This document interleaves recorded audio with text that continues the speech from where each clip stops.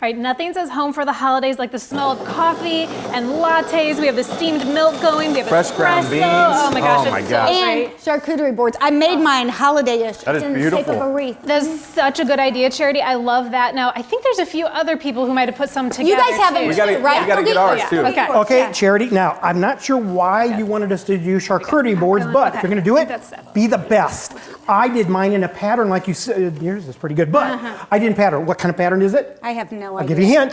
What is pattern? This is the shape of a wine bottle. You didn't Okay, notice no, that? I didn't. I'll take Okay, one. now you don't think mine is too cheesy, do you? Tony. Not any more than that joke, Tony. Yeah, right. I thought that was my best joke ever. You should work on those, yeah. It's yeah. pretty early still. We need breakfast first. Oh, so yeah. we have to have That the looks bacon delicious. and pancakes and syrups and all the good toppings that go on breakfast. Looks great. Here. I love that. And then I brought my Wow. Chuck Berry board in, and the theme is peanut butter and chocolate. Oh my gosh, Lonnie. I said, don't mind me. I am Just gonna so take one excited. of those. You can't get better than this. Who would ever think you could put meat and food on a board and it'd be tasty? I don't know, but I'm excited. It's delicious. I'll tell you, Feliz Navidad. Here you Tacos go. are awesome. Tacos. Oh, We're Yum. ready for anything on that. It looks so good. I've got the hot cocoa. oh. Perfect. Now we're in heaven. I know. I mean, coffee and hot chocolate. Great job. Perfect. All right, guys, I don't know if this counts, but I brought Beer. a beer charcuterie board, so. Most definitely helps. Thank you very Come much. on, that's not even fair. You didn't even work Fantastic. on that. Just kidding. I brought a real one. Oh,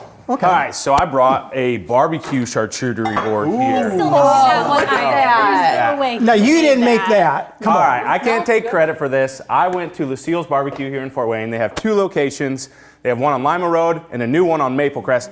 And guys, hands down, the best barbecue in Fort Wayne. All right, Mike, the meat does smell good, but I'm more of a sweet tooth fan. I didn't have time to bake wait. anything, Oh, that so looks I called delicious, though. Little Debbie, my favorite baker, and I put this together. So you got to admit, that looks pretty good. Looks amazing. Hey, hold the eggnog, everyone. You're not going to believe this. I've got a Christmas Vacation inspired one here. So we've got the cat has accidentally bit the lights there. We've got Old Roy Dog Chow. We've got Jelly of the Month. We've got a Yule log. Not that I have a log, but it's just a great inspiration there. And to top it off, coquito, which is Puerto Rican eggnog. All right. Man. Okay. All right, I don't know about you guys, but we have to open, but I think we sample these first. I'm should hungry. dig in. Let's try. Oh, yeah. Let's do it. Some of that eggnog is Welcome to Between the Studs. We are Granite Ridge Builders, custom builders serving northern Indiana, northwest Ohio, and also parts of southern Michigan. We have been building custom homes for almost 2 decades, and we're really passionate about what we do. So join us today as we explore the processes, the trends, and also tips that characterize today's new home. Thanks for watching.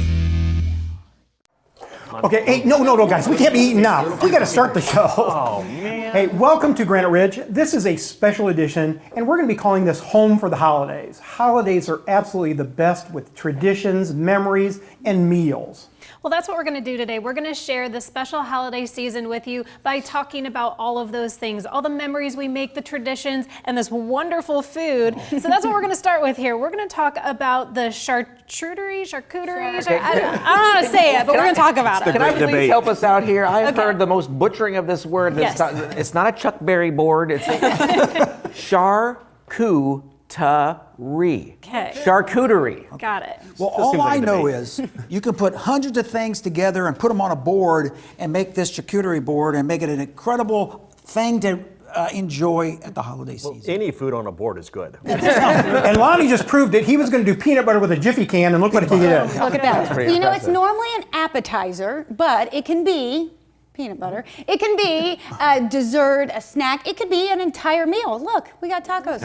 Beer. Yes, that too. Now, Izzy, you mentioned butchering the word. It's interesting you say that because it all started back in the 15th century in France. And charcuterie literally means a fancy product of a pork butcher. There we go. All right? So now charcuterie, today, we more translate it into a pre-arrangement of cured meats. So think of prosciutto, bacon, salami, bologna, all those, right? So very, very similar like what Tony created. Oh, and Charity, now we're adding cheese we to were the it. right ones. Yes, exactly. Tony's is more traditional, Charity's is more traditional, and now today you can see you can get as creative as you want with it.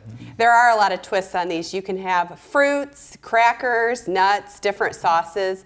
And there's a real interest in these today because of craft food. It's so popular. And with everything that you see on Pinterest and Facebook and all the different unique ideas, if you can dream it up, you can make it a what kind of board again? Christmas vacation. Oh, Christmas vacation board. That's right. All right, guys, and according to charcuteriesnobs.com, they said that you cannot use a cutting board as a charcuterie board. It has to be a special board like you see here. Okay, well, I thought this was really, really fun. Hopefully you guys took something away from this today. You might have fun with this yourself this season, but let's do this. We're going to do something special. We're going to have each one of us talk a little bit about some of maybe our traditions, memories, or even maybe your meal. And I'll go first. I think what I think of, I guess, on Thanksgiving is especially being thankful for everything but family. Now, one tradition that we came up with a long time ago is what we do is we play trivia right before we eat, before we pray, and it's so much fun for the kids. Everybody's involved, laughing, and of course on Christmas we do Bible trivia. So that's kind of one of our fun traditions. Now, I really loved the tradition during Christmas of going to Fantasy of Lights. It's a great evening with the kids. They have a lot of fun. We do the hot chocolate and things like that, so it's a really fun time for us. I love the time between Thanksgiving and Christmas. We have the gingerbread festival that we always go to, Festival of Trees, like Kayla mentioned, Fantasy of Lights, several of those. And then, of course, driving downtown, seeing the Christmas tree lit up, Santa on the building, all those little things that you can do throughout the month. Santa and Mrs. Claus have come to our house on Christmas Eve since the kids were very little. So when they were younger, I could get them to take a picture, a family picture with that. I have now had to take a picture in front of the Christmas tree. At least you get a picture. That's true. Yes, yes. Cool. I have 8 grandchildren. Oh, what fun it is. And what we have done as a family is we have empowered our grandkids to tell us the Christmas story. So they dress up. We've got sheep. We've got Mary and Joseph, the whole 9 yards. And they tell us the Christmas story in a very special way. Lonnie, we've been there at that when they did it. It is probably one of the most moving things I've ever seen in my life. With those kids, they're beaming, they're laughing, they're giggling. It's something that really is special. It's fun. And for as long as I can remember, Santa Claus always made a special stop at our house on Christmas Eve, and he would drop off matching family pajamas every Christmas Eve, and that's a tradition that I'm hoping continues at our house going forward too. We're sorry for you. Now, for our family, it's all about creating lifelong memories. So what we do is usually a few days before Christmas Eve and the festivities start happening, we all hop in the car, we drive to a major city that's within driving range, we go to the heart of that city, and we go down there and we experience all the lights, the festivals that they have, see the ice skating rinks, meeting Santa Claus. So that's what we do. You know, in my family, our tradition kind of came around by accident because my nieces and nephews showed up one Christmas Eve and didn't know they were coming. So we started making tacos because that's what we had at the house that night. And now for the last 15 years, it's taco night every Christmas Eve with the nieces and nephews. And now he puts it on a charcuterie board. And I put it on a charcuterie board. Growing up in Arkansas, I was a little bit more temperate, so after the Thanksgiving dinner, we always head outside to play some sports or something, maybe some basketball, some football. Of course, going down to see Santa Claus get lit up here in town has been a favorite of our family. And of course, we tried to gather with all family that's in town to get together, and my dad makes a Puerto Rican turkey that's really tasty. Okay, you know what? This was really, really neat, guys. Let's go ahead and take a snack real quick, get ready for our first segment, but I think we can have a few of these before. I've been waiting for this all day. You're playing basketball?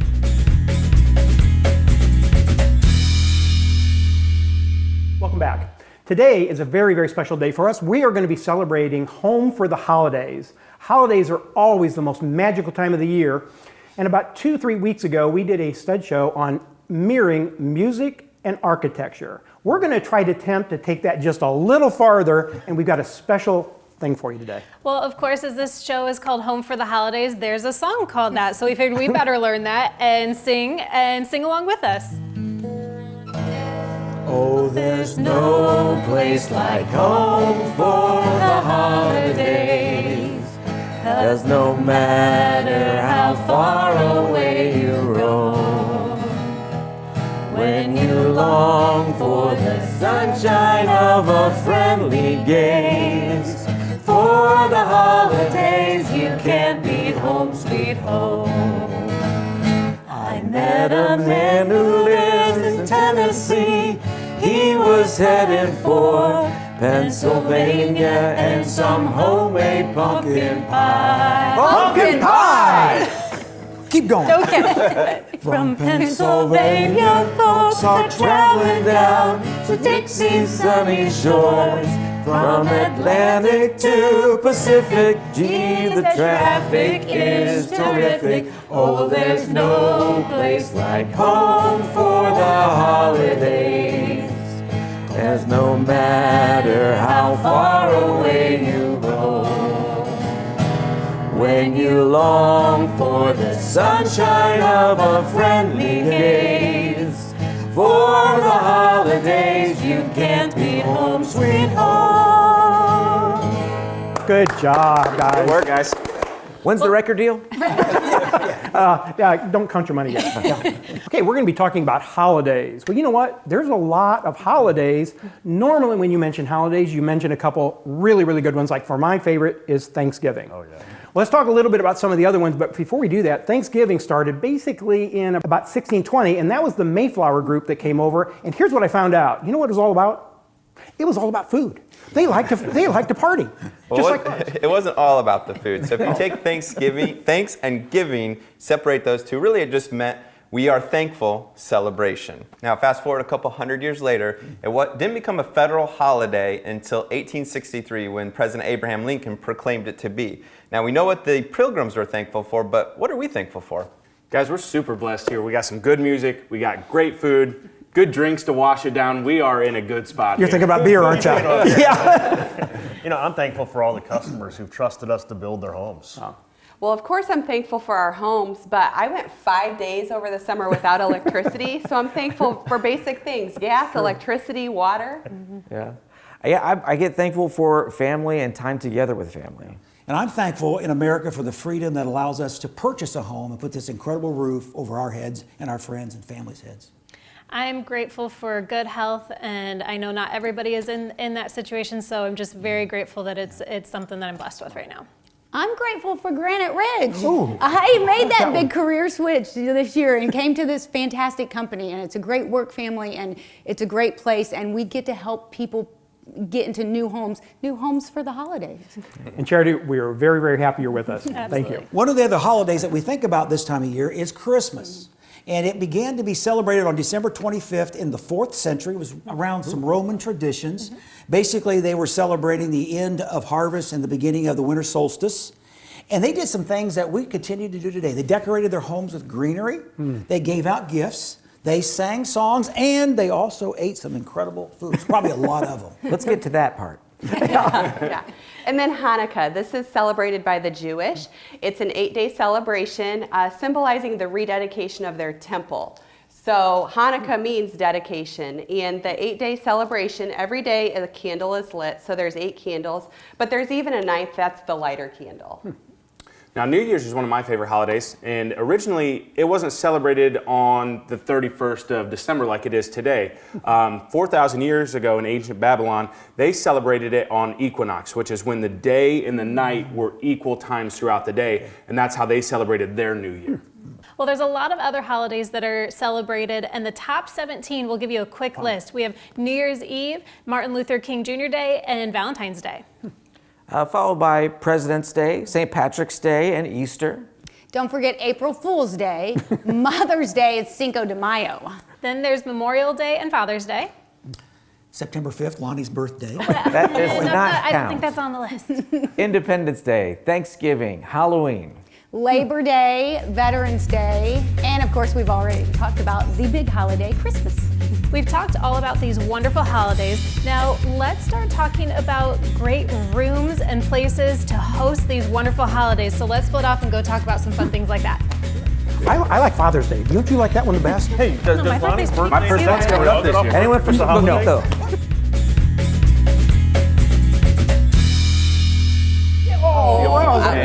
That wasn't I'm even in. good. All right, now this show is all about home for the holidays. And when I think back to memories that I have about the holidays, they're always associated with a room. Now, after we've all eaten and everything's been cleaned up in the kitchen, everybody kind of moves into their separate areas. I can remember 2 distinct rooms for my family that really stand out. It was one where the TV was, right? Now, as you can see here, we've got 5 TVs, right? So everybody can watch. There's no fighting over the remote either. But I will tell you this, it doesn't matter how many TVs you have, it still doesn't stop the dads from falling asleep. Now, the second room, I come from a very large family, so none of our houses could fit us all. So the garage always became an extension during that time. Now, I can remember a lot of meals in the garage and a lot of card playing. That's actually where I learned how to play the euchre, right, with my grandfather. So he taught me in his garage during holidays. Yeah, like you mentioned, Luke, a lot of the guys are upstairs watching TV, but not everyone wants to watch the football game, and so that lower level really comes in handy where other people can go to do other things, whether that's another TV downstairs or playing games downstairs. Yeah, and you can't forget about specialty rooms like the Texas basement that we're in here right now. So this is basically an upstairs basement. It's a game room, you got the TV room and everything like that. And this is another gathering place besides those typical great rooms and everything like that. I mean, don't forget in your game room, you could have pool tables, ping pong tables, shuffleboard tables are popular now, so all sorts of great games in your lower levels. But don't forget about your craft rooms. That could be a great area for kids to go, create a little fun holiday memory, and have that after you leave. The holidays are great. I love the sunroom. You mentioned the naps. What a perfect place to take a nap, in the sunroom. Yep. I love the great room. I know you use it all the time, but around the holidays, you have your fireplace going, your Christmas tree, a lot of times a piano. You sit around and sing and just create a lot of good memories in that space. Yeah, around the holidays, you got all the kids and you got the family members around. Sometimes it's appropriate to have a padded room. You know what? I like that better. And you know what's interesting is we live in a northern climate. For the holidays, everybody thinks it has to be indoors. Guess what we're doing? A lot of verandas, we're putting a lot of heaters out there. You know, you eat your pumpkin pie, apple pie, you kind of get a little, you need that air to get started again. But don't forget about the verandas. Speaking of verandas, another room that's very important in my house is the tree stand. Good place to go. Well, we can build all of these rooms for you. I don't know about the tree stand, but I mean, we probably could. We could. Any of these rooms for your new holiday season, come into Granite Ridge. We'd love to show you all of our floor plans that incorporate these wonderful rooms so that you have a great new home for your next holiday season.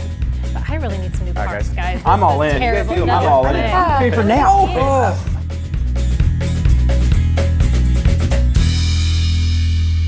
The hottest trends right now is these carts. Carts, coffee carts especially. And these have been around a long time, but we have a new twist on these, and they're really helpful to use throughout the year in your home. Now, you mentioned coffee carts. Let's talk about some stats about just coffee in general, because it is the world's most popular drink. And that popularity continues to grow. 66% of Americans are coffee drinkers, but I am in the minority. I can't stand this stuff personally. The average American drinks 3 cups of coffee a day. Clearly, Tony Depker, not an average American. The man always has a cup of coffee in his hand. True. 70% of people prefer to drink their coffee at home. Only 21% buy it outside of their home. And 43% of Americans prefer specialty coffee. So as we see here, this is some specialty coffee. Now in the United States, when it comes to specialty coffee, cappuccino and lattes are the most popular, followed by espresso and cafe mocha. Now, when you're making something like that, you need something like one of these machines. Imagine the aroma. You don't have to leave your home. It's all here. And in the long run, you save a lot of money. Absolutely. I'm still intimidated by these machines, but you just push that one button there? All right, there you go. Now, the average American coffee drinker spends $270 a year on coffee. Now, personally, I think that figure's a little low. Most coffee drinkers I know are spending probably triple that. Yeah. And people are realizing that, because every time I drive by Starbucks on DuPont Road, there's 12, 15 cars waiting there, always causing a traffic jam. But people are working from home more. They don't need to leave. These carts, as you mentioned, that aroma, you can roll this into your kitchen. And then when you go into your office to work from home, you can roll it right in with you. So these carts are really a game changer. Plus, people are realizing they can save a lot of money by brewing this at home. Yeah, it's not cheap. Judging by the amount that goes from PayPal, my PayPal, into Brooke's account for her Starbucks addiction, it's expensive, let me just tell you. Gourmet coffee is the thing for that millennial group. 70%, that's what they're spending their money on.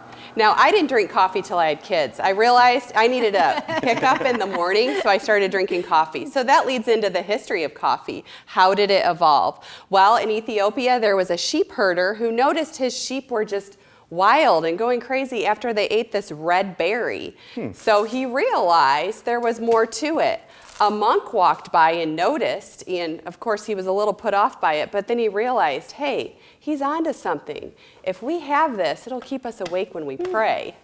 Now, it's not just coffee that you can put on these carts. Look, we put our hot chocolate on these carts. You also have dessert carts. Like these fantastic desserts that are behind us, you could put those on a cart.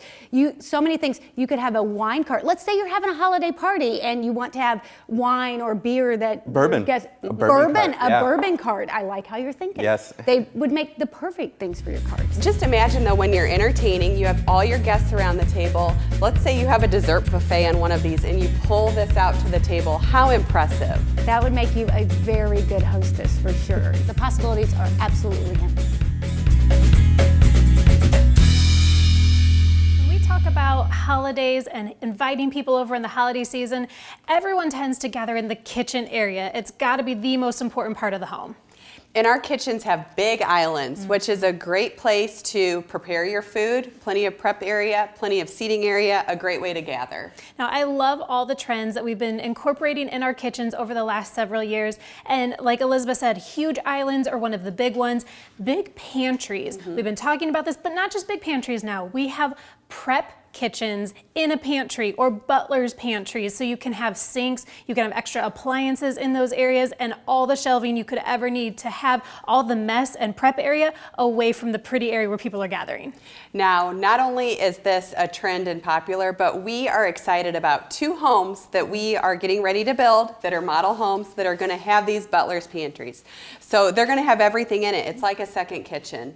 Absolutely, and besides the butler's pantries and prep kitchens and second areas, we have 2 sinks in the kitchens itself. So you have another prep area, which you could have a coffee bar, your wine bars, all these areas that we're talking about are great things to think about. And don't forget all about the kitchen accessories to help you out. Have your trash can pullouts, your drawers to make things easier to get to. All of these things will make life with entertaining during the holidays so much better in a Granite Ridge home. Hey, it's the holiday season, and in the holiday season, we love our cookies. And to make cookies right, you need one of these, a cookie cutter. But at Granite Ridge Builders, we don't use these things. We don't make cookie cutter homes. So come in and see us. We'll sit down with a draftsman and plan your house. Okay, this is going to be my favorite segment. You talk about traditions, you talk about holidays. What do you think of first? It's got to be this. Pies, pies, and more pies. Well, we have my mom, Karma, here. She has made the best pies I have ever had in my life, and that's because when she was younger, she made 100 pies a day. At 100, And I ate most of them. I wasn't there for it, but she worked at a restaurant in Grable, started there at 4 a.m., made 100 pies, and so she has the secret pie recipe for her crust, and we're going to show you here in a little bit. And I think you get the point. America's favorite holiday dessert is pie. And according to the APC, which is the American Pie Council, Americans like first, or number 1, apple pie. Yeah. Followed by a pumpkin pie. That's my personal favorite. Yeah, a little bit of whipped cream with that makes it pretty tasty. Did you guys know, just happens to be the day we're shooting this is actually National Pie Day. Oh, wow. Okay. Pumpkin pie. Here's Pumpkin pie day. Whipped cream and pie. Guys, Then what credentials do you have to get on the pie council? I want to be a part of it. They also like pecan pie. There we go. Wait, is it pecan or pecan? Pecan. It doesn't matter with a little whipping cream, they both taste good. Then there's also banana cream pie. We're going to hear a little bit more about that today, followed by cherry. That's the 5 top pies, but there are others. Guys, what pie do you like? Well, I like sweet potato pie with Thanksgiving dinner. No, that's not right. All right, That's not a pecan pie. pie is fine. Well, my favorite's got to be chocolate pie because it is the romantic pie. Oh, that's so Really? I love key lime pie, especially when we go to Florida, maybe a little raspberry sauce on it. Oh, the best key lime pie down there. I love lemon meringue pie. I just think of my grandma. She always made a good lemon meringue. Now I've got a good one for you. What about mince meat? Nothing like a good No. mince meat pie. Hey, you should all try it. Nope, I know. nope, nope. Yep, you're just scared of the name. There's only one worse. Shoe fly pie, and it's molasses. It's not right. I can see why they used to say shoe fly. There was flies around them all the time. Stud tip, bury all of them in this whipping cream. I like rhubarb. It was the only pie my mom made when we were kids. That was it. What about Boston cream pie? That's not a pie. That's a cake. That's a cake. Semantics. Okay, well, we have the secret recipe here for my mom's pie crust, and we're gonna work on it. I'll explain a little bit more in a minute. Don't you guys have some pie stats you guys can talk about here while we work on this? Okay. Did you know that $700 million spent on pies every year? That equates to 186 million units, so individual pies. Wow. And think about pie. Most Americans, when they hear the word pie, 47% think it's comforting. Just the word itself is comforting. And it's really one of the simple pleasures in life. Now, 1 in 5 Americans have admitted to eating a whole pie by themselves. Now, I'm not two man, two. Okay, there we go. There's our two right there. That's for Mike and I. Yeah. That's bad. Well, okay, Kayla just gave me this. We baked this. I don't know why you had me bake the crust first, but did you guys know this? There's 2 types of crust. There's always the lower crust, everybody knows about that, but there's also an upper crust. I thought that was interesting. Yeah, the term upper crust actually comes from back in the day where only affluent people could afford the ingredients necessary to bake that upper crust. So when you hear the term, oh you're part of the upper crust, it's a affluent term.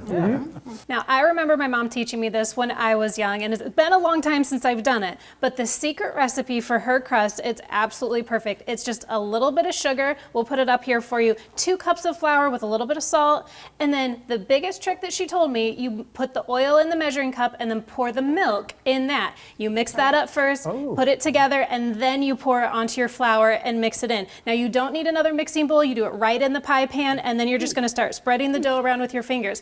Now, here's the big tip. Separate maybe 1/3 of it on the side, because that's what you need for your topping, like on this apple pie here. Put a little cinnamon on top, and that's what you have for your topping as well. So it's the perfect pie crust every time, and you cook it ahead of time, because once you fill it, it's going to be really hard for that dough to get done when it's filled, like we fill these to the brim here. So you want to cook it just a little bit ahead of time to make sure that crust is completely cooked through. A lot of people know, Karma's my wife, of course.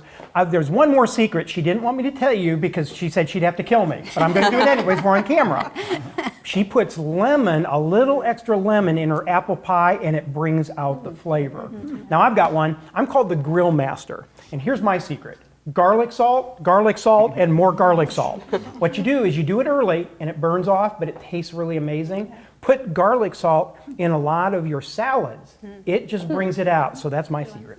Yeah, my dad taught me this one. Put a little bit of coffee into your pot of chili. It'll take it up the next level. So it's the way to go. In other words, you're going to be hyper after your chili. Just to clarify, though, you do not put the macaroni in the chili. No, that would not be chili at that point. I like to put a little cinnamon in my coffee or in the hot chocolate for the kids. Ooh, that's good. Oh. If your recipe calls for vanilla, you might want to increase a little bit. It will make that recipe more richer. Ooh. And don't forget about whipped cream. And one tip, it's on the box, but nobody does it. Rinse your rice. Always rinse your rice. Yeah, get rid of the starch. Yes, another tip is a little splash of vinegar on your steak or your strawberries or even your coleslaw will enhance the flavor. Oh. Okay, hopefully you all found this very interesting. It's time to close, though. Kayla, would you close? Thank you all so much for joining us today. If you'd like to learn a little bit more about who we are, what we do, and why we do what we do so well, please pick up the phone and give us a call. Visit our website, or even better yet, come in our front doors. We'd love to spend this holiday season with you.